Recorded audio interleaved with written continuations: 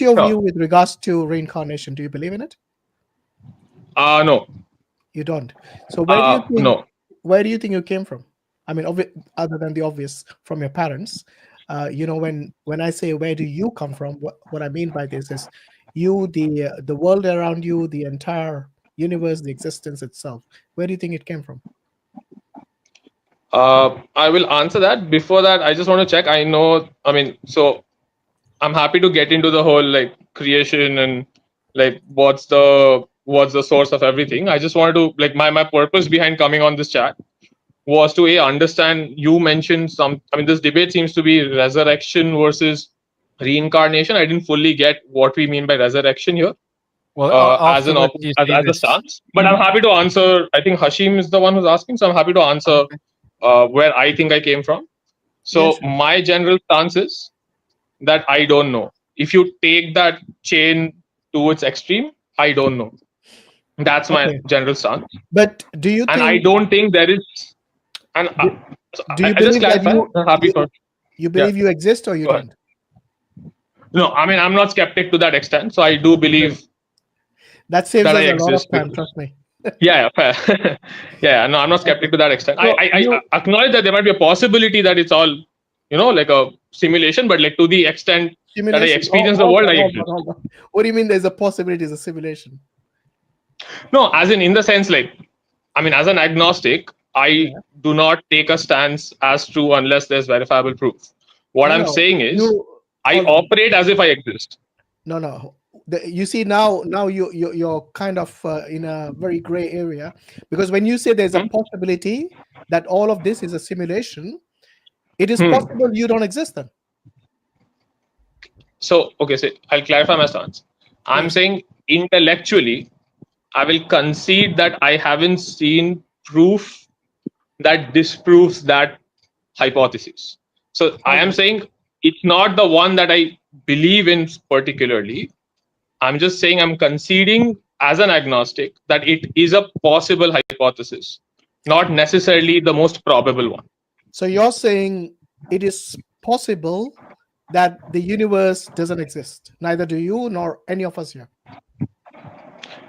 No, that this is all a simulation. So it still exists somewhere. Okay. I mean, this is where I'm trying to understand, because if you don't even believe in your own existence, yeah. No, but I think we can have the conversation assuming that I do, because that is my general It's stance. very Like, important. No, You're we have certain to be about very at careful least with your this. existence, Yeah. Yeah. There's a reason 42 we need to be careful with this, because if you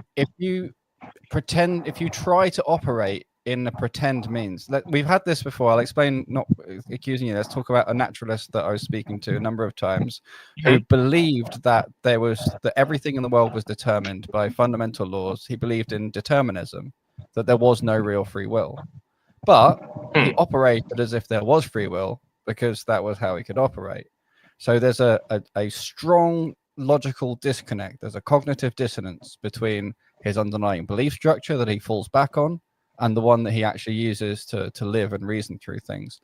And when someone says, like you said, well, I operate as if I exist, but maybe I don't, or maybe there's a sense in which I don't, and so on, that is already saying a signal that there is this same kind of cognitive dissonance, in which case there is really no scope for rationality, like for rational discourse. We need to stick to only what you actually do believe. Because if you say I believe something, then later down the line you say, oh well, maybe not, then we can't sort of get an understanding of each other. Yeah. May I come in? You already. Before you do, I just want to share something very quickly. Yeah, sure. Can you see this is October 3rd? Yeah, I came across this a couple of, I think, weeks ago. It's an interesting one. Yeah, I don't understand the physics of it. Summarize what this is, because the statement that you made while you knew this, I find very strange. So this is a new study using logic and physics to definitely answer one of the science's biggest questions. And what question is that? People think, could our universe be a simulation, right? So what they have done, what they're saying is new research from this group has mathematically proven this isn't just unlikely, it's impossible. So you have the famous Lawrence Krauss in there, as well as a few other scientists, Muslim naming scientists, Arshid Shabir and Mir Faisal. So this is published in Journal of Holography Application in Physics. And if you go there, it's very interesting read. So it's no longer this thought experiment that people had, like maybe we are a simulation. Now they're saying it's no longer just an idea. It's impossible. Logically, it's impossible that we could be a simulation. So what are your thoughts on this? Because you said you've actually come across this already. Yeah. So I just respond to, I think it's Islam or is that your name? Sorry. Yeah. Name. So I think the difference between the scenario that you stated versus my position is that the scenario that in the scenario that you stated, the person actually believed in determinism, but was stating that they act differently. The difference here is I'm not saying that I believe that we live in a simulation, but I'm acting differently. What I'm saying is that for all practical purposes, I believe that I am real, that we live in a reality. As an agnostic, all I was saying was, from an intellectual standpoint, I was just not saying with 100% certainty that is my fundamental belief. Yes, I'm so saying that is the most likely reality. Right, but so you clarified to me that you do have precisely the problem I was talking about. Precisely. Because you're saying, functionally, in your reality, you have this belief, right? And then you're saying, but when I put my I'm going to play agnostic hat on, it's like a role that you're playing. It's like doing role play where I'm going to put myself in a different intellectual world now, and I'm going to think differently from how I actually think. You see, you've made two separate worlds. One where you can just go, maybe not indefinitely, and never actually come to a conclusion or anything. It's complete escapism from what you actually believe. And what matters is what you believe and how that translates into speech and actions. Yeah. So let me give you an example which that clarifies. I mean, I'm happy to move. No, but yeah, hold on. sorry. Before we are go on the in chat. circles about this, 42. Look, Yeah. Brother Mansoor has given you a peer-reviewed paper which has been published now.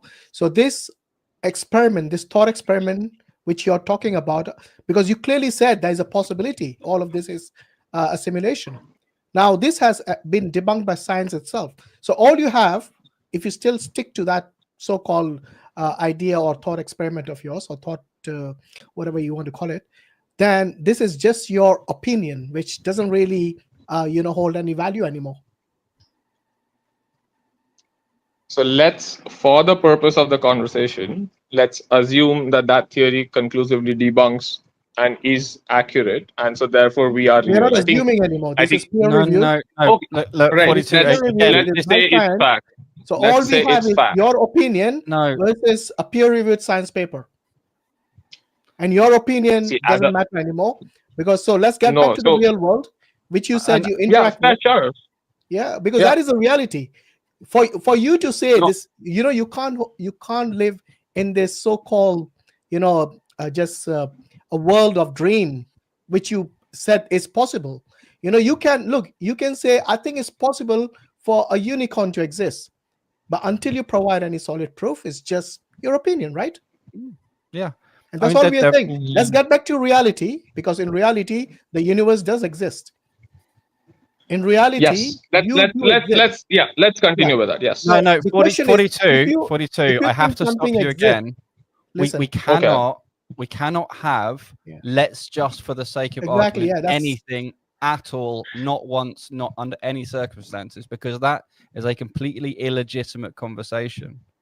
We're only interested. Let me phrase it this way. In a conversation of what you actually believe. Because otherwise we're just having a hypothetical, and we want to talk to a real person, not a hypothetical construct of philosophy. No, so let me frame it this way. Do you believe in gravity? The theory of gravity? I don't know what you mean by gravity. I graduated in theoretical physics. Einstein's general theory of relativity. Let's say Einstein's general theory of relativity. Do you believe in that? Einstein's general theory of relativity is a very good model within its domain of validity. Yes. Correct. So it gives you a functional view of the universe.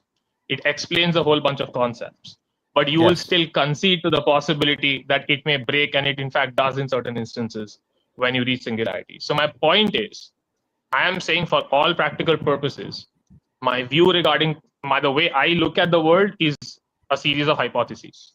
No, this The is reality completely hypothesis makes the most sense to me. no. This So is which this is is a why completely false analogy. Absolutely. You can't make You that can't analogy. compare at all. the two, man. The Come on. No, general so- relativity, quantum theory, also they have their specific domains of validity. We know where they're valid. Correct. We know where they're not valid, with very little Correct. little leeway. And you know, there's some rough edges to smooth out and that stuff. How to join them? That's another big open question. Whatever. It's very very different from saying I don't really believe that, but I'll say I believe it for the purpose of this conversation. Yeah. Because You I'm can't saying compare a I'm saying hypothesis. even within the domain. I'm No. not taking general relativity and comparing it to subatomic particles. I'm saying even within that domain, you might have a theory that might come about the same way that like general relativity replaced Newton.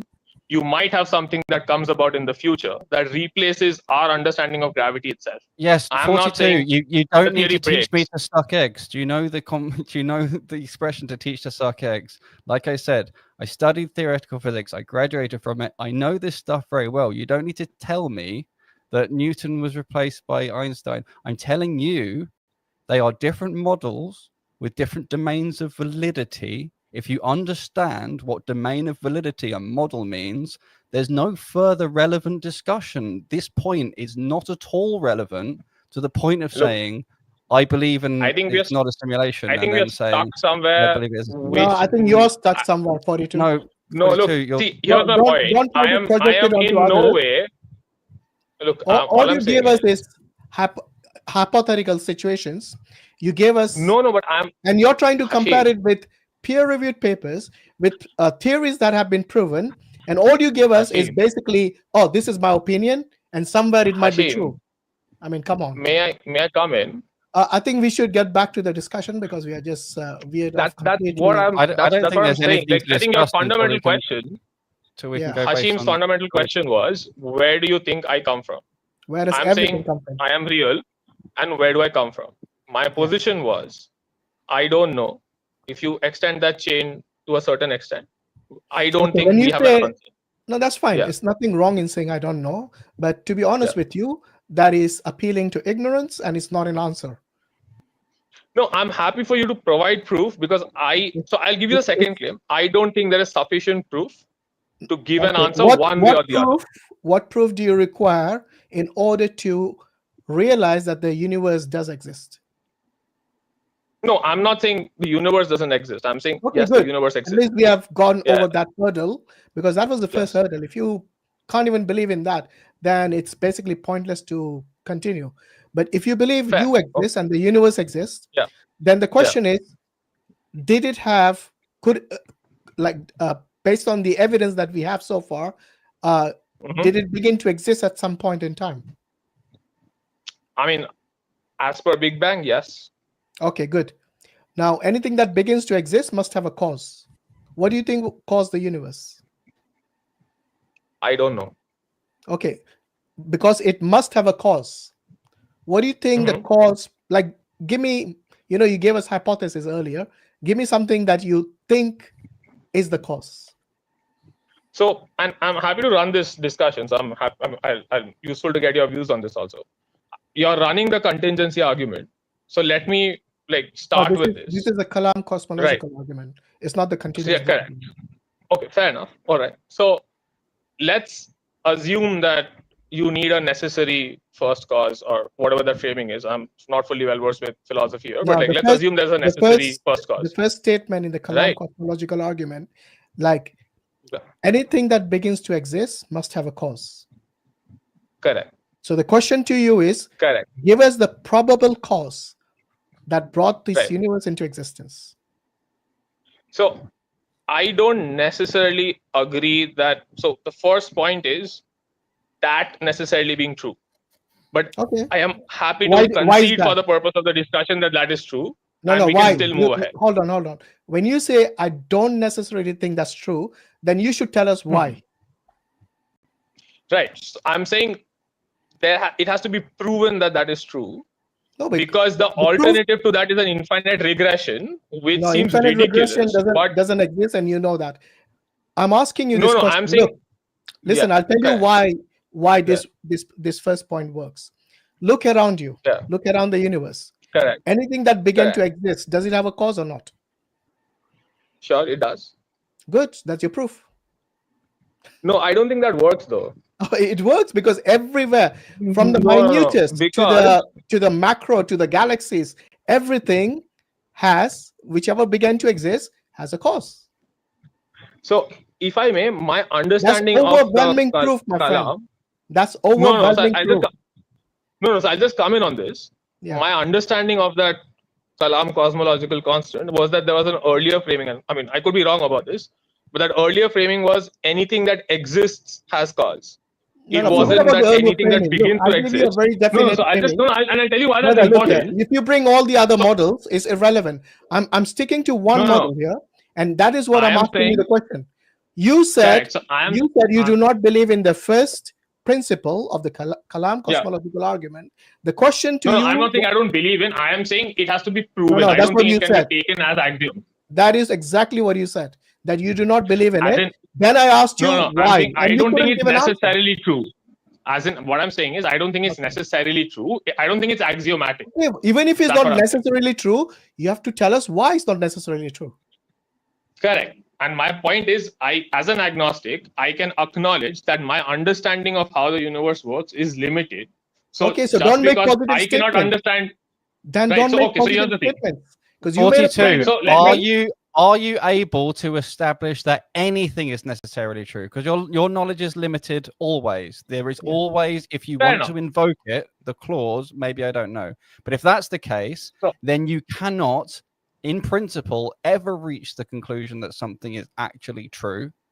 In which case, you can't choose as your foundation that someone has to prove it's necessarily true, because you are not capable of a necessarily true position. No, so again, as I said, I am happy to assume certain principles and then see where that takes us, and then make an assessment of whether the underlying principles themselves make sense. You said that, but then when he put down a principle, you said, no, I don't accept that. You said it needs to be proved. Which principle? You made a positive claim. On one hand, it says you said, I'm happy to accept a principle and work based on that. And then when he gave I don't know if you heard me at the start when you brought about the question. Sorry. So I said at the start when we started the discussion on this topic, I said, I don't necessarily think that's true, but I'm happy to concede that it is. Let's assume that it is true. It makes the most logical sense. So that's what I'm saying. But you see, you're always holding on to this position that I don't know. Yeah, because... And then, hey, come on, let me finish a statement at least without interjecting. Yeah. Calm down. When you have already considered that you don't know, and then you try to make a positive statement that it is possible it cannot be true. You either don't know or you know. Which one is it? No, but I didn't make a positive claim here. You did. You said it is not necessarily true. That is a positive claim. No, I said I don't know fundamentally. Yeah, so leave it there. It's a semantic thing. If you have considered you don't know, then stop correcting people who make a statement, especially with evidence. Okay, stop doing that because it looks silly, honestly, Look, let others decide what's silly and what's not. I think I've been fairly polite if in the conversation. Listen, it's logical that if you don't know a particular thing, for example, if I asked you what is in my pocket, and you said, I don't know. And then when I said, I have like X amount of money, and you said it's possible what you're saying is not true. Isn't that silly? No, that would be silly, but that's exactly what you're doing. When I asked you, do you know what is the cause? You said, I don't know. And then you started saying, when I asked you, okay, what is the cause? And you said, I don't know. But then I asked you that there must be a cause. Because without the cause, there wouldn't be a universe. And that's what I'm saying. That is a claim that you're making. It's not a claim. Look around you. Look around you. Anything that begins to exist, that is a proof, my friend. No, that doesn't prove it. That's what I'm saying. That doesn't prove it. Because you're going to honestly, I don't know how you live your life in this perfectly fine. In this world, No, he doesn't. He will only you let me applies this speak? completely hypocritical approach when it suits him I for know, certain yeah. questions. He doesn't No, even no, no. realize that is the case. Guys, that's the I problem. have been very polite throughout the conversation. I came into this genuinely No, you interested haven't. You've because been I've very seen, like, disrespectful. You've completely ignored. one second. Hashim, I have 42, seen a lot of your videos 42, on Speaker Corner, 42, and I'll tell you this can quite I say honestly. something? Okay, I think Brother Muhammad wants to say something. Go ahead. 42, can I say something to you, please? Look, you've been polite, okay? I'll grant that you've been polite, but what you have not been is consistent in your thought process. Which You is, see, I'm consistently agnostic. Let him finish, man. Stop interjecting. can I finish? So, Guys, you are not letting me speak at all. Can I just come in once and then whoever's No, you speaking can can't. come in? No, What no. we do, Let can I Muhammad finish my finish. You statement, can't have your please? way all the time. Go ahead, Let me Muhammad. finish my statement and then you can come in. So, politeness with inconsistent thought is not a good conversation. So, either you have a frame of reference that you stick to, or you say, look, I have no frame of reference, I'm ignorant about all things, and therefore we cannot have a coherent conversation. Which one do you want? Would you like a coherent conversation? In which case, tell us your frame of reference, tell us what you agree and assume, and we'll go from there. Or we will forever not have a proper conversation. What do you want? No, okay, so let me then explain my position. Go. If you guys Go ahead. are Go willing to give ahead, me the go time. ahead, go You ahead. don't need to be condescending. Is that Just okay? answer the question. Guys, I was genuinely asking because this is your chat and I've taken a lot of time. I wasn't being condescending there. And Hashim, on a very separate point, I have seen you engage on speaker. Okay. This I guy's- generally thought you were a very, very polite speaker. That's I one am. of the reasons why I Wallah, sort of you know, came here. my patience is running out now because the question was very No, clear. your patience ran out long ago, and I don't know for what reason. But okay, I'll just give my position. Which was No, unnecessary. I'll give my position. I'll give my position. My Okay, position just is, answer Muhammad's question. Can you do that? yeah, I'm answering the question, right? So the Good. coherent logic, right? I'm saying I don't think we can make a definitive claim that there has to be a necessary first cause.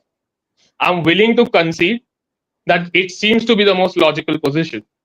But even if we assume that there has to be a necessary first cause, that doesn't then take us to God being the necessary first cause. It can potentially be a process. It could be something else. That is Good. my sort of stance. Okay, good. So this is an interesting position. Have you thought this through, like really thought this through, what you're saying? Or are you just making this up on the spot now? No, this is my general thought process, but you guys probably engage on this more. So Is this how you run your life? yes. It is? Yes. Okay, good. Then I would like you to stay consistent with that thought process then. Sure. Okay. Good. So do you agree logic and rationality are good tools to use to arrive at coherent conclusions? Yes. So you trust logic, you trust your intuition, and you trust the argumentation process. Yes? Yes, I do that. But the caveat is that logic and rationality can give you plausible conclusions, not necessarily. Sometimes it can give you necessary conclusions, but I wouldn't say it always gives you necessary conclusions. Sometimes it may give you a plausible one at best. No, that's not true. So if the premises are shown to be true, the conclusion necessarily follows. Yes. That's the premise of logic. Depends on the nature of the logic you're using, but yes. No. So if you stick to what we know as classical logic and you have premises that are known to be true, then the only way the conclusion to follow can be untrue if you have faulty premises. Okay. Fair enough. Now Yeah, there are let's go into that. there are many argumentations out there in the ether where faulty premises are used to justify incoherent conclusions, and there's many of them. Right, good. So, in your own words, the most logical, sense-making conclusion is that there is a beginning, and that beginning must have a cause. Good. Yeah, the necessary first cause. Yeah. Right. Okay. Now the thing that follows from that then is, how would that first cause bring this thing about? Is it automatic? Does it happen without reason, without purpose, without will, or are other things necessary for things to come about? Yeah, really, what I'm saying is spontaneity versus will. Which one is most likely? Right. So I'll give you my position on this. My position is that first cause Yes. has to, logically be eternal. Right. So that is my first position. And I'll answer your question. I'll answer your question. So I'm just getting to that. Good. My stance thereafter is that eternal entity could be a being or it could be a process. So a process here could be a multiverse, a process here could be a universe that is in the never-ending cycle of birth and death and birth and death and so on and so forth. Brother 42, so that's my position. You're running away. The argumentation is going, let's take it a step at a time. Okay. You posited eternality. We haven't discussed eternality yet. Okay. But why? Okay, let me ask you. Why do you feel it necessary to posit eternality for this cause? You haven't justified it. You cannot just make a statement without justification. So please justify why this thing has to be eternal.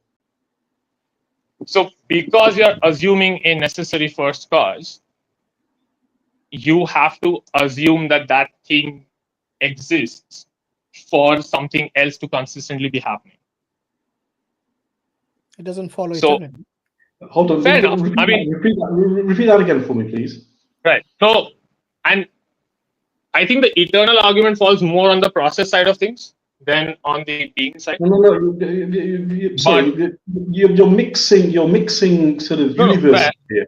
Let's stick to the one that we're talking about here, which is if there is a necessary first cause, it's not an assumption. Right. Logically, there is a necessary first cause. Good. Right. What you then posited is that necessary first cause must be eternal. Why? I'm saying logically it probably is eternal because that first cause was uncreated. That first cause has always had to have existed. Okay. Right. Good. It's beyond time. Good. One step at a time, Correct. please. So therefore, if there is a necessary first cause, that first cause necessarily, i.e., without any other alternative, must be uncreated itself. Yes. For it to bring about everything else. Good. So we now have two attributes of this thing. One is its firstness, i.e., it is the first of all everything, and secondly, it's eternality. Okay, what else does it need to bring things about? I'm saying it's an it. I don't know what it is yet. I don't think it needs anything else. Okay, this is not a positive claim I'm making. I'm saying, I'm just clarifying that I don't personally think, but it's not a positive claim that I'm making that it doesn't need anything else. It's just fantastic. my personal. Good. So let's take it one step at a time. Therefore, if the condition, let me just play through the thought process here. If the condition is that we have a thing that is the first cause necessarily, and that thing necessarily is eternal, without any other attribute, it spontaneously brings about creation. What you're essentially saying is that we should see creation happening all the time, and universes popping into existence all the time. Might be. We just don't have access to them. Without fail. Is that what you're really saying?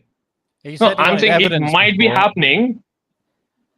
We just may not be able to see it because if it's a multiverse. The problem with consistency. Sometimes you say you want evidence and you believe things based on evidence. Sometimes evidence is irrelevant. Just if you can imagine it's possible, that's good enough. Yeah. No, but I am not making a claim that is true. So the difference here is, I agree with you. So I think an atheist has a burden to necessarily either prove that God doesn't exist, or someone who advocates for a multiverse has the burden of proof to show that a multiverse necessarily exists, or someone who advocates for a circular universe that is in a never-ending cycle has to have that burden of proof. All I'm saying is, those are viable hypotheses. No, but the question is eternal within the framework that we just agreed on, which are the two attributes of the necessary entity. When you say they are I'm not saying that. I'm not saying they are the hypothesis. No, No, you no, don't. if you take if you burden of think that's a proof. I know this- possibility, you still I need know this- evidence, right? I know this trick very well. I used to use it. I used to be atheist and then play the Mhm. agnostic trick all Yeah. the time. And it is Mhm. nothing but a trick because you are making positive claims all the time during this whole discussion in order to put Which together. positive claim have I made Hang on, this hang topic? on. 'Cause Mhm. whenever you say, in order for this to be true, that should follow.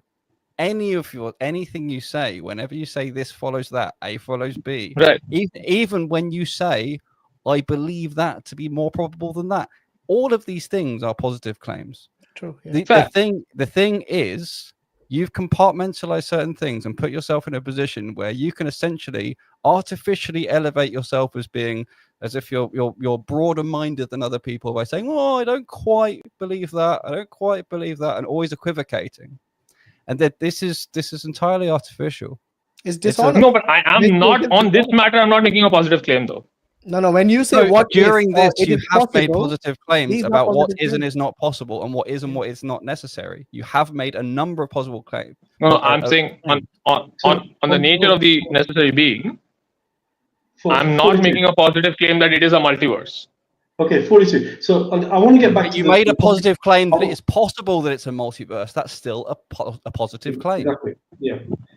Let so me let's get then. back to the topic of the conversation. Yeah, let's go ahead. 42. Yeah. We've stayed off topic. So I think, Yeah. look, we've made some progress here today with you, which is you at least have agreed that if there is a necessary first cause, that necessary first cause necessarily is eternal. That's good. That's a good step one. I think let's leave it there for today. Because there are other, well, I'd like to bring some other people in and maybe have a discussion with the panelists as well. I'd like you to really think about, so you see, consistency is one of the hallmarks of being a rational human, right? If you are inconsistent, then you cannot be called rational. So you can't say I'm rational and then be inconsistent. So either you are one or the other. I'm being consistent. Right. I'm so consistently agnostic.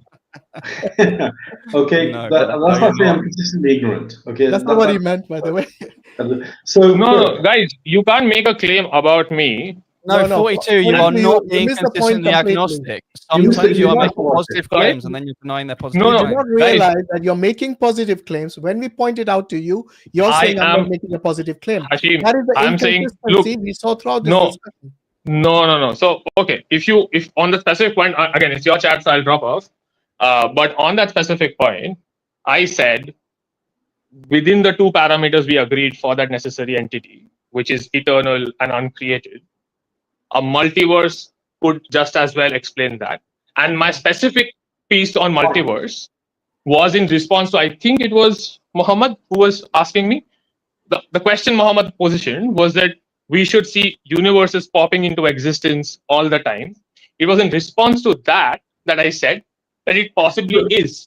We just can't see it. So I wasn't making a point. Hold on. By the way, when you make this claim that it is possible, do you realize that every hypothesis is a positive claim?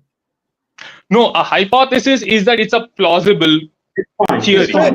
It's not a positive claim. It's not a positive claim in that this is necessarily true. You're just completely cheating I don't think yourself. you realize Let me try one more time to explain. Okay. When you say X is possible, that is a positive claim. Yeah. Saying it is possible that X means X is possible, that is a positive claim. You can't keep pretending and playing this game of keep kicking the can down the road. Like this tactic is very well known. Again, I used to use it. It's called a fork bomb. I don't know if you can see that clearly enough. Yeah. What you do is you say if this, if that, and then maybe this, and what you do is you blow the conversation into too many pieces so that it doesn't resolve, and you go away thinking, oh, okay, I was smart because I managed to navigate all those points. But all you're doing is destroying any chance of having a proper rational dialogue.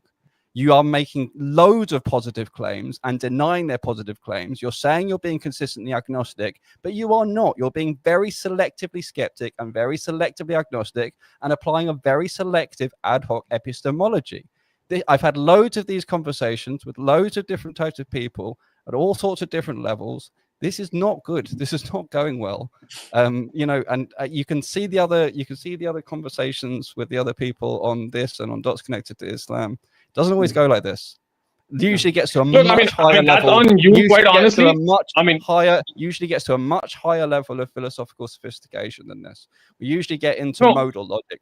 We usually get into contingency. We usually get into interesting stuff. We couldn't even get off the ground because you couldn't be consistent. Look, I would appreciate if you guys stop being condescending, because I have tried to be polite this whole conversation, and yet all I've heard from all of you guys is I'm running out of patience. You should do this. You should do that. That's a universal statement. I think let's leave it there. I'll tell you Yeah, what. let's leave it there. Why don't you contact Brother Islam Hakim on his email and maybe have a one-to-one? Would that be better? Have a one-to-one, exactly. Yeah. So I want to bring this back. Take a screenshot of his email and get in touch with him. Inshallah, he should be able to fill you in. Okay. Yeah. All right. All right. Let's leave it there. Thank you very much for your time. Take care.